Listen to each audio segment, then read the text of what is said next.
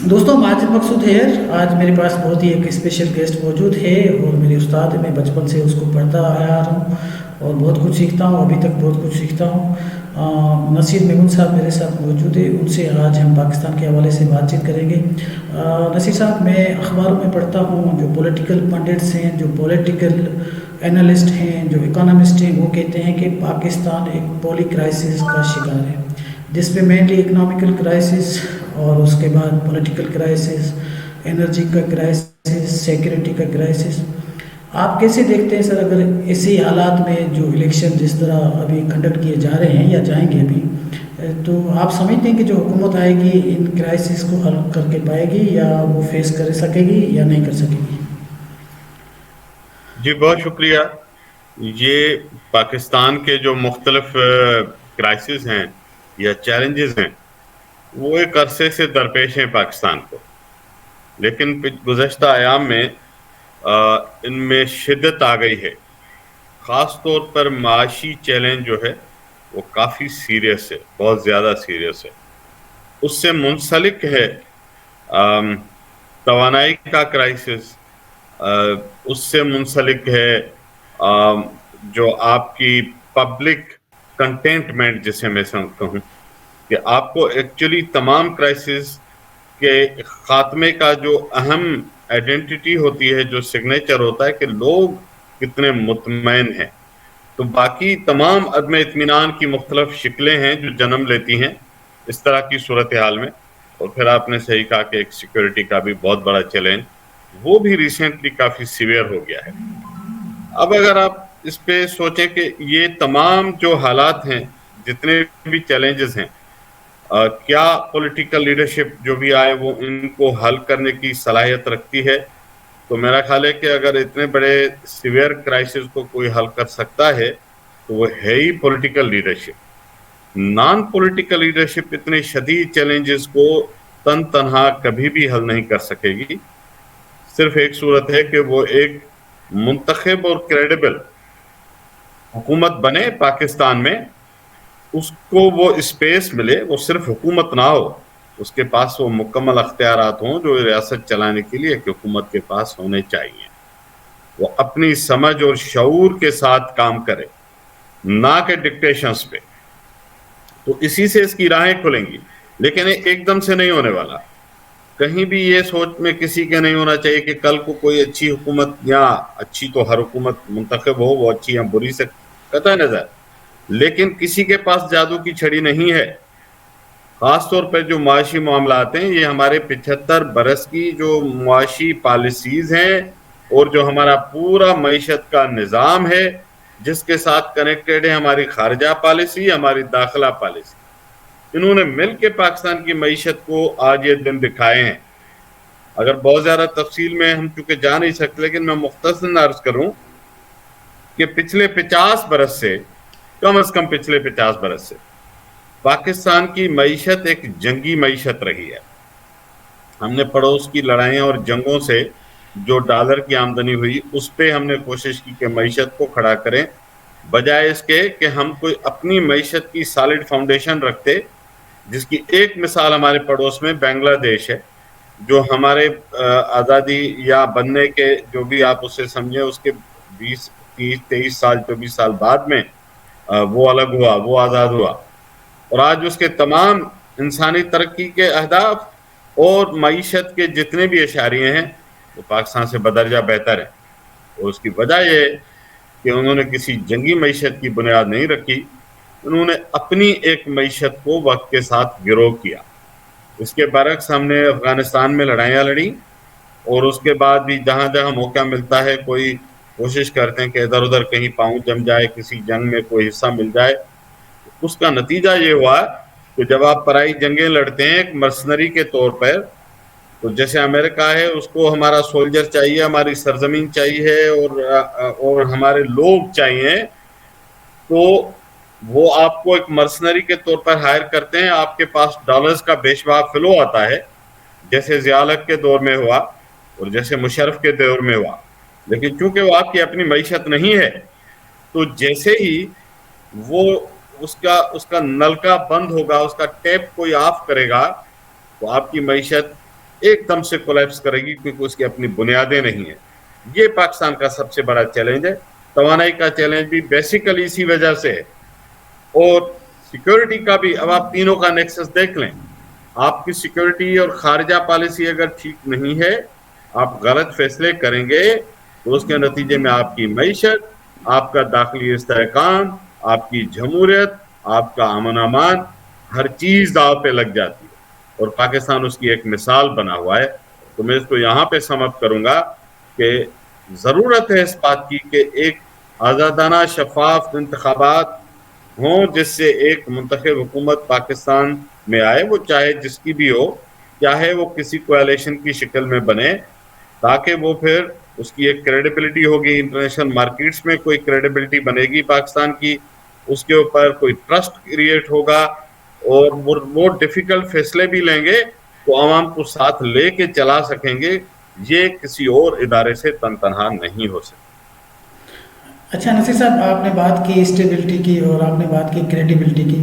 آج ہی میں نے ایک آرٹیکل پڑھا ہے کہ یہ الیکشنز پہ تقریباً کو 50 ارب کے قریب خرچہ آئے گا, اور ایسی الیکشن کرنے کا کیا فائدہ ہے جس میں آپ نے ایک بہت ہی جو مقبول ترین پارٹی ہے, آپ بھلے اسے اختلاف کریں یا آپ ہو سکتا ہے اس کو اتفاق کریں, لیکن عمران خان ایک پاپولر لیڈر تو ہے, آپ پاپولس لیڈر بھی کہہ سکتے ہیں اسے, لوگ اس کو بہرحال چاہتے ہیں. لیکن جس طرح کی اسٹیٹ کی طرف سے جس طرح کی اس کو کنٹین کرنے کی کوشش کی جا رہی ہے, اس کے خلاف جو ایکشن کیا جا رہا ہے, اگر اس پارٹی کو آپ نے بالکل باہر ہی نکال دیا تو حکومت آئے گی, وہ آپ سمجھتی ہیں جو آپ نے ابھی چیلنج کا ذکر کیا, میں نے آپ سے سوال کیا, تو اتنے میسیو جو چیلنج ہیں, بڑے جو چیلنجز ہیں, اس کو ایسی حکومت جس کی کوئی اسٹیبلٹی بھی نہیں ہوگی اور کریڈیبلٹی بھی نہیں ہوگی, کیسے کھڑی ہوگی اور کیسے پرابلم سولو کرے گی؟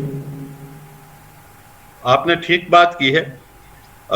ہمارے ہاں بدقسمتی سے جو ڈیموکریٹک پروسیسز ہیں, آپ اگر بھٹو کے دور سے اسٹارٹ کریں, جب 1 یونٹ کے بعد اڈلٹ فرینچائز پہ پہلا الیکشن پاکستان کا ہوتا ہے, تب سے آپ نے کسی الیکشن کو, شاید کوئی اکا دکا ہو جس میں ریلیٹیولی کم اعتراضات آئے ہوں, لیکن تمام انتخابات کسی نہ کسی شکل میں یعنی ان کے اوپر ساکھ کے سوالات رہے, اور نتیجے میں کبھی تو اس کی ہم نے بہت بڑی قیمت چکائی.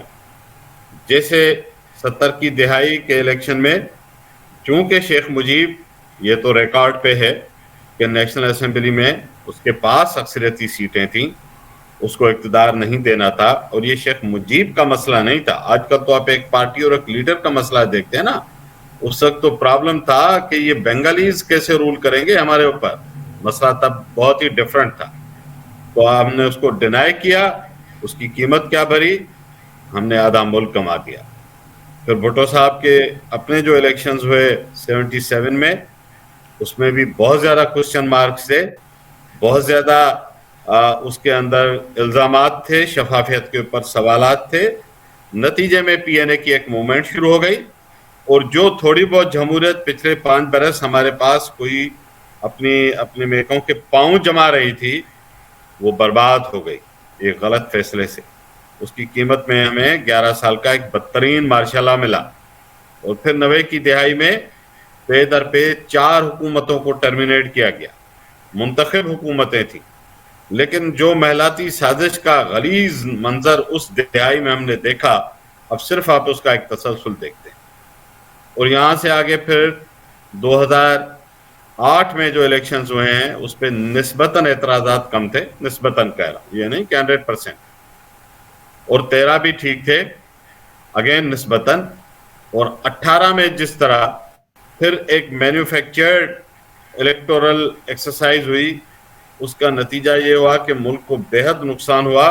غلط پالیسیوں کے نتیجے میں بہت سارا ہم نے لوز کیا, اور پھر آپ نے اس حکومت کو بھی نہیں چلنے دیا. صحیح یا غلط, وہ آ گئی تھی, اس کو چلنے دیتے. اور اس کے بعد اب جو کچھ ملک میں ہو رہا ہے, اس کی شفافیت پہ تو ظاہر ہے الیکشن ہونے سے پہلے ہی اس کے ساتھ پہ سوالات اٹھ گئے. میں کسی پارٹی کو پسند کروں یا نہ کروں, مجھے کوئی لیڈر اچھا لگے یا نہ لگے, لیکن اگر جمہوری عمل میں آپ ایک ملک کی بڑی پارٹی اور اس کے سربراہ اور اس کے اہم قائدین کو اگر کسی بھی وجہ سے, انلیس کہ اس کو کسی آئینی طرح سے کوئی عدالت روکتی تو وہ الگ بات تھی، میں تو اس کو بھی شاید اچھا نہ سمجھوں، لیکن اس صورتحال میں تو جو کچھ پاکستان میں ہو رہا ہے اس سے اس کی الیکشن کی شفافیت پہ جا بجا سوالات اٹھ رہے ہیں، اور نتیجہ یہ ہوگا کہ اس عمل سے، اس طرز عمل سے جب جو بھی اگلی حکومت بنے گی اس کو پاکستان میں عوامی سطح پہ اس کو تسلیم لوگوں کا بڑا حصہ میں کہوں اس کو اون نہیں کر رہا ہوگا۔ یہ بڑی بدقسمتی کی بات ہوگی کہ اتنے عرصے کے بعد ایک الیکشن ہو 5 سال کے بعد اور اس کی حکومت بننے سے پہلے ڈسکریڈٹ ہو چکی ہو، تو اس کا نتیجہ پھر لامحالہ یہ نکلے گا کہ جیسے عمران خان کے دور میں ہوتا رہا کہ جیسے حکومت آئی اور جیسے اس نے ایک ایگریسو پوزیشن لی، بجائے کہ وہ کسی طرح پولیٹیکل الائنمنٹ بناتے، وہ بھی ایک ایکسٹریم میں چلے گئے، اور نتیجہ یہ ہوا کہ انہیں لگاتار ایک مخالفت کا سامنا کرنا پڑا، اور بالآخر ایک نوبت آئی کہ ان کی حکومت بھی ختم کر دی گئی۔ اب بھی امکان یہ ہے، خدشہ یہ ہے کہ اس طریقہ کار سے جب حکومت آئے گی تو اس کو ایوانوں کے اندر اور ایوان کے باہر ایک بہت ہی ٹف صورتحال کا سامنا کرنا پڑے گا۔ اسٹیبلٹی کا کوسچن رہے گا اس حکومت کے لیے بھی۔ تو مسئلہ وہیں کھڑا رہے گا کہ اگر حکومت، ویسے تو حزب اختلاف ہر جگہ دنیا میں مخالفت کرتی ہے، وہ ہوتا ہی اس لیے حزب اختلاف، اس کو ہونا چاہیے تاکہ وہ عوام کے انٹرسٹ کے لیے حکومتوں پہ نظر رکھے، چوکسی کرے اس کی۔ لیکن جس ماحول میں مخالفت ہاسٹیلٹی میں تبدیل ہو جائے تو پھر یہ ہوتا ہے کہ حکومتیں کام نہیں کر پاتی، وہ روزانہ کسی دھرنے، کسی جلسے، کسی میلاتی سازش کو فیس کرنے میں ان کی انرجی لگتی رہے گی، اور آپ کی معیشت اور دوسرے جو اہم مسائل جن کو پوری توجہ چاہیے کسی حکومت کی، وہ نہیں دے پائیں گے۔ تو یہ خدشہ ہے، اور میرا یہ خیال ہے کہ ابھی بھی کچھ وقت ہے، خیر نقصان ہو چکا ہے، لیکن شاید اگر کوئی کرنا چاہے تو ابھی بھی اس الیکشن پروسیس کو لوگوں کے حوالے کرے، پاکستان کے عوام کے حوالے کریں، تو اس سے جو حکومت بنے گی شاید وہ پاکستان کے مسائل کے حل کرنے میں کوئی کردار ادا کر سکے۔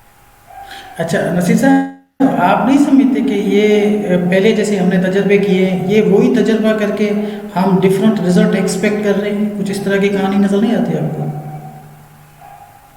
جو ماضی کے تجربے ہیں وہ ایک ایک ہو کے ناکام ہوئے ہمارے سامنے، وہ چاہے پرائی جنگیں لڑنے کے تجربے ہوں، چاہے ملیٹنٹ گروپس کی سرپرستی کے تجربے ہوں، چاہے مینوفیکچرڈ لیڈرز اور پارٹیز کے تجربے ہوں، ان سب میں سے کسی نے پاکستان کو کوئی فائدہ نہیں دیا۔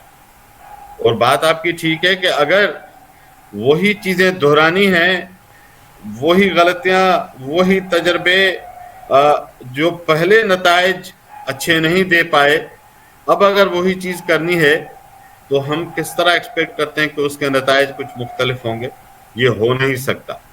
تاریخ کا پورا ایک پورا لیسن ہے ہمارے پاس، نہ صرف ہمارے ملک کا، کئی اور ممالک کا۔ آج آپ کے پاس میانمار ہے انسٹیبل، آپ کے پاس تھائی لینڈ انسٹیبل ہے، اور یہ بھی میں کہوں گا کہ بنگلہ دیش بھی انسٹیبلٹی کے فیز میں انٹر ہو رہا ہے۔ وہ ویسے بھی کوئی وہاں بھی کریڈیبل ڈیموکریسی نہیں ہے، لیکن ان کی معیشت وہ ٹھیک چلاتے ہیں کیونکہ وہاں پولیٹیکل گورنمنٹس اچھی بری، جابرانہ، ظالمانہ یا شفاف، لیکن وہ رول وہ کرتی ہیں۔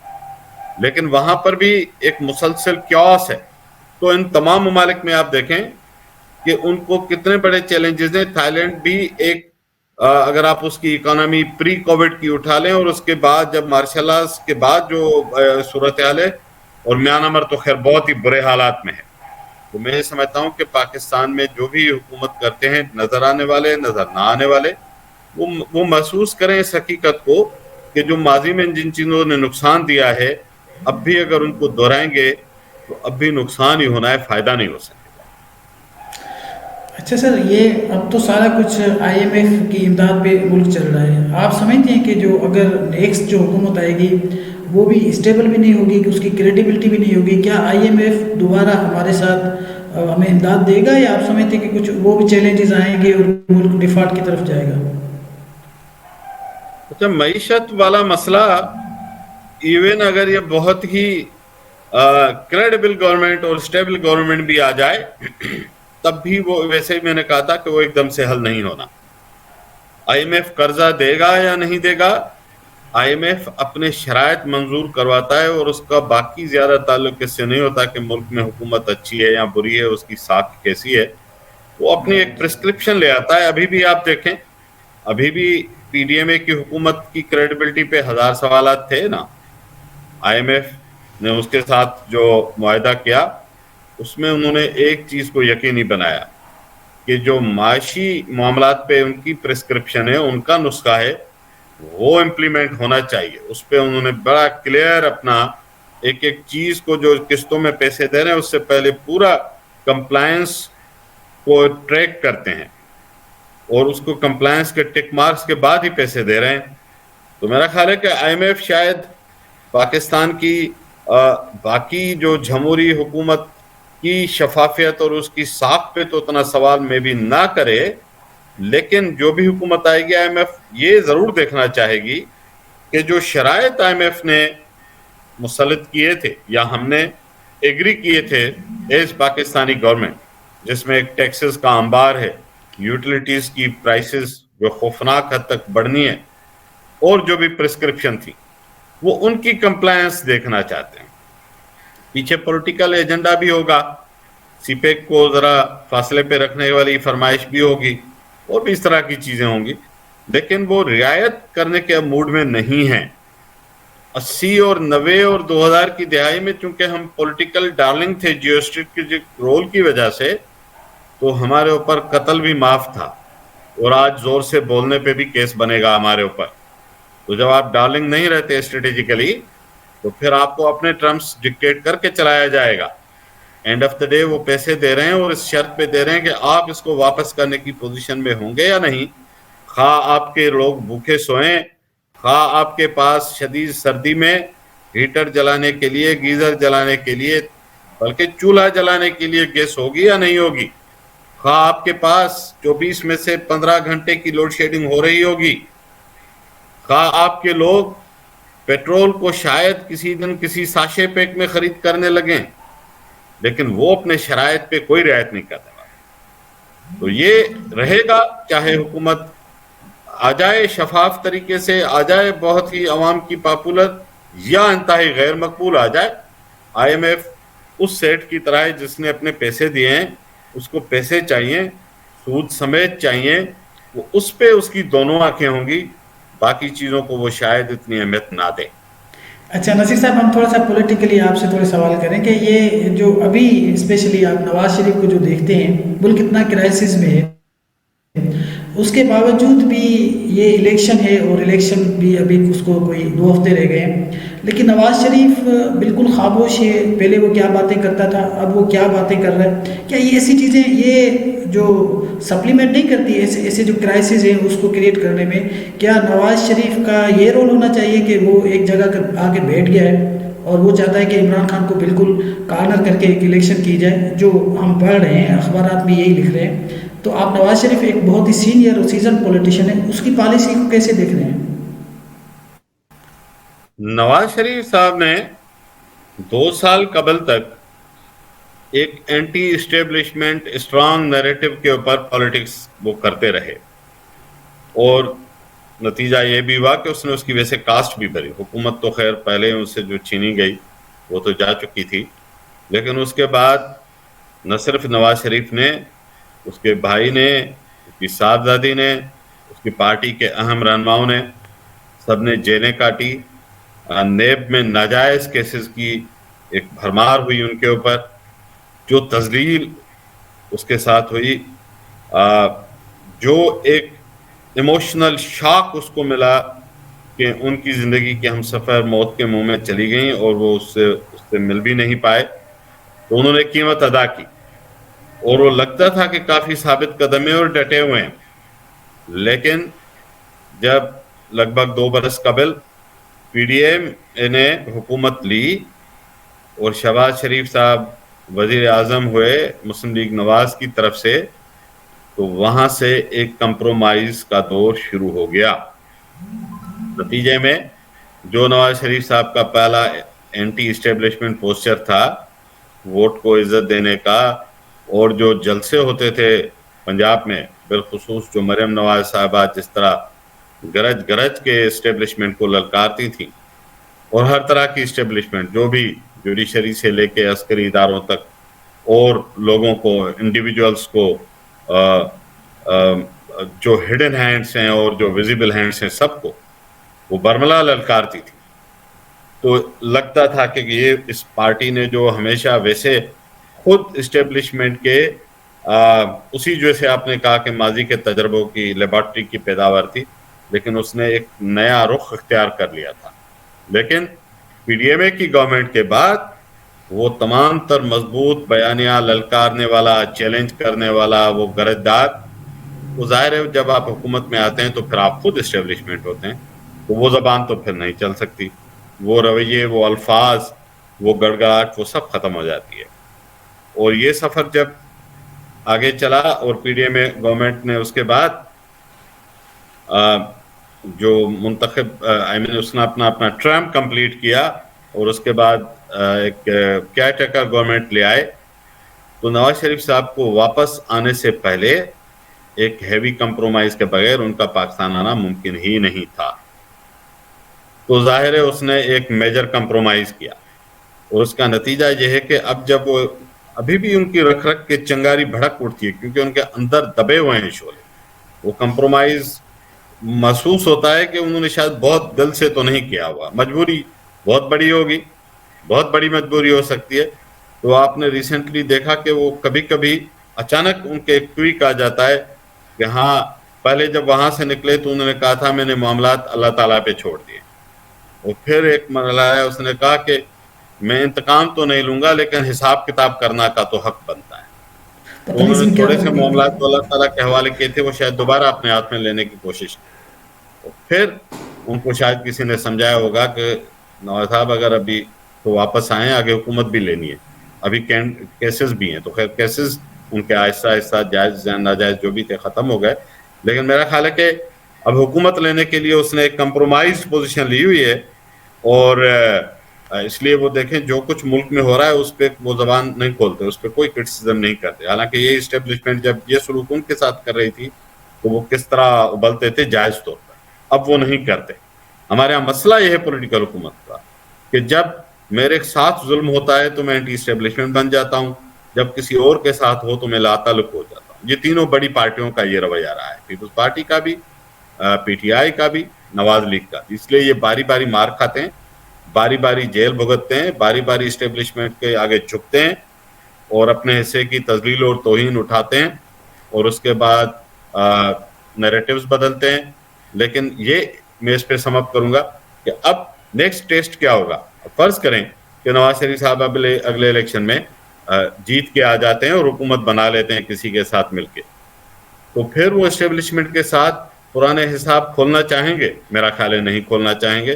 ان کی کوشش ہوگی کہ پھر وہ اپنے ٹرم میں کوئی اور ڈیلیوری کے تھرو امپیکٹ کریں اگلے الیکشن کے لیے جو اس سے بعد میں ہونے.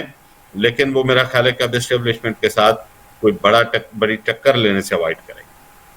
اچھا نصیر صاحب، آپ کو جانا ہے، میں صرف لاسٹ سوال کرتا ہوں، یہ آپ سے آخری سوال ہوگا. مجھے صرف یہ بتائیے، آپ پورے پاکستان میں گھومتے رہتے ہیں، آپ کیا سمجھتے ہیں کہ ابھی جو پنجاب ہے وہ کیسے، مطلب وہاں پہ کیا ریشو ہے لوگوں کا پیپلز پارٹی کی طرف اور پی ایم ایل این کی طرف اور پی ٹی آئی کی طرف؟ آپ کیا سمجھتے ہیں کہ پنجاب کے لوگ کنفیوزڈ ہیں، یا آپ سمجھتے ہیں کہ وہ نواز شریف کو ووٹ دیں گے، یا وہ پی ٹی آئی کی طرف زیادہ انکلائنڈ ہیں؟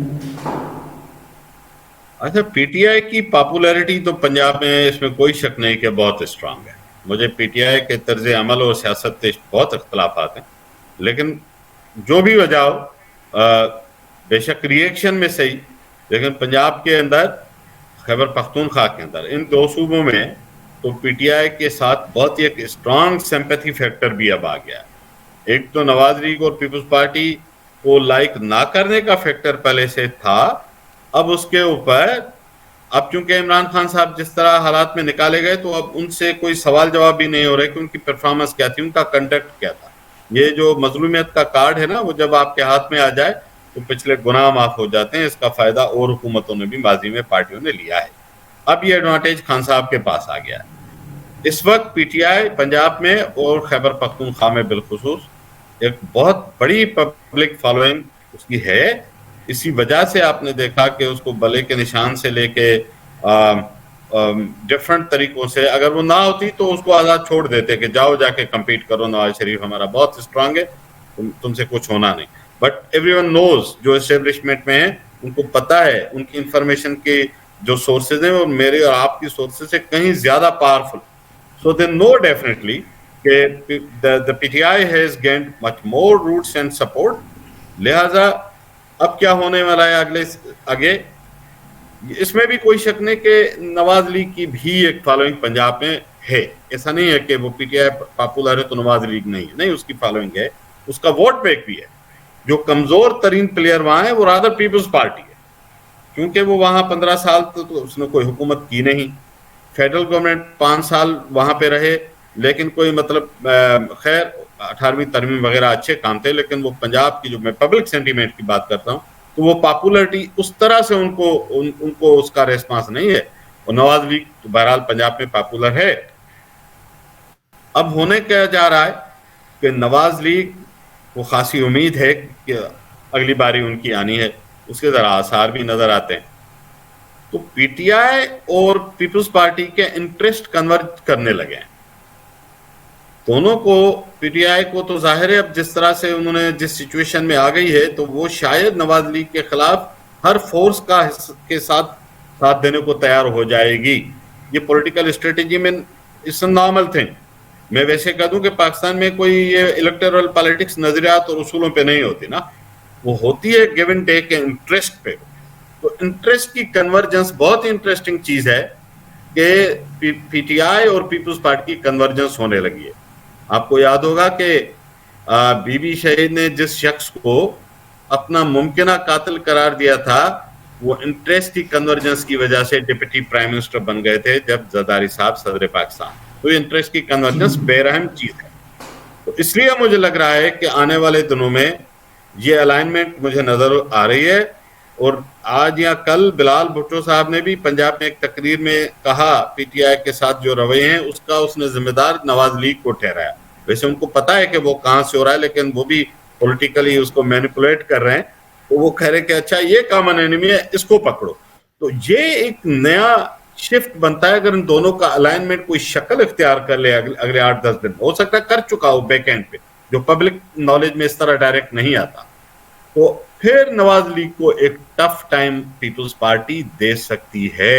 میں نہیں کہتا کہ اس کو کک آؤٹ کرے, اس کو ڈومینیٹ کر لے گی, بٹ آپ یہ نہیں کہہ سکتے کہ Peoples Party out of the game ہو جائے گی. اس نئی ڈیولپمنٹ میں کوائٹ پاسبل کہ اس نئے الائنمنٹ کے ساتھ پیپلز پارٹی ایک چیلنجنگ فورس بن کے ایمرج ہو جائے with P T I in Punjab. Sir thank you very much indeed. Sir آپ کہیں جانا ہے تو آپ کا بہت بہت شکریہ sir. Thank you very much.